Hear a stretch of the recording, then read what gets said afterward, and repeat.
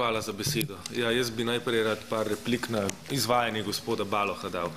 Zdaj, gospod Baloh, vi ste prikazal tukaj podatke, ki vam ustrezajo.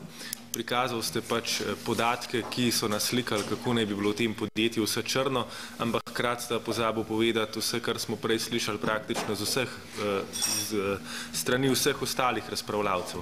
Recimo, da ima to podjetje 30% tržni delež na mednarodnem trgu v Tekaški obutvi, da je imelo lani 47 milijonov prihodkov, da posluje pozitivno, njegov problem pa so poplačilo kreditov za nazaj, da posluje pozitivno kljub temu, da se dela na zastareli opremi in kljub temu, da je obremenjeno s krediti in da je bilo žrtev lastniških mahinacij zadnja leta.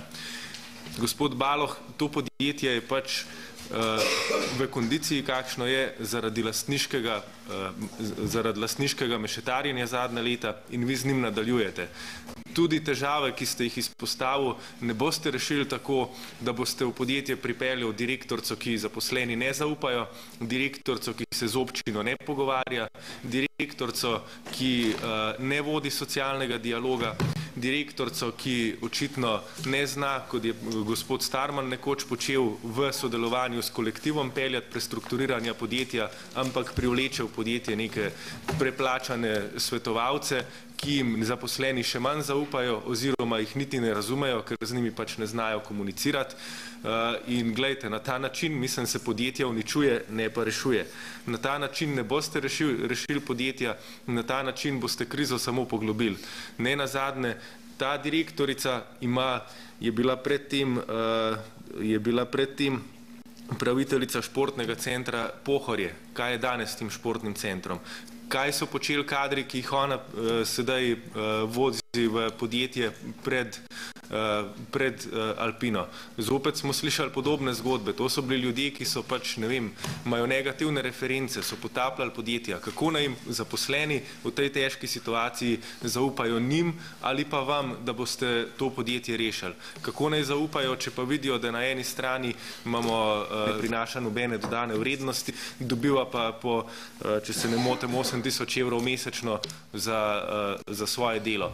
Na ta način boste dokončno uničili zaupanje v tem podjetju, na ta način boste dokončno uničili zaupanje zaposlenih do vas in do vodstva in tak menedžment, gospod Baloh, ne bo nikoli mogel voditi podjetja, kot ste zdaj na koncu rekel. Tak menedžment lahko podjetje samo dokončno pokoplje. In tukaj bi vas rad opozoril. Vi ste iz slabe banke.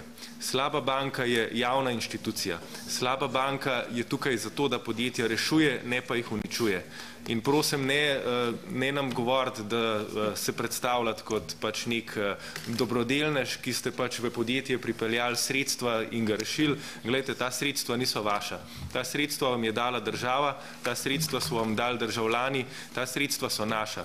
In ta sredstva so vam dali ravno zaradi tega, da rešujete podjetja, ravno zaradi tega, da boste reševali delovna mesta, ne pa zato, da jih uničujete.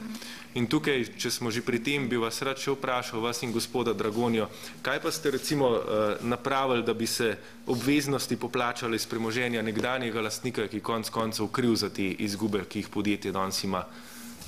Kaj ste naredili za to, da bi se denar našel tam, kjer je problem nastal, ne pa da namesto tega breme prelagate na pleča zaposlenih, ki zdaj izgubljajo svoje zaposlitve, nas pa tukaj žalite, mislim s tem, da nam govorite, da ste vi priskrbeli ta denar. Glejte, sredstva so naša, zaupali smo vam nalogo in vaša funkcija je tudi zakonska, da ne gledate, tako kot ste zdaj predstavili, na podjetje skozi ozek profitni motiv, ampak da gledate na njegove socialne komponente.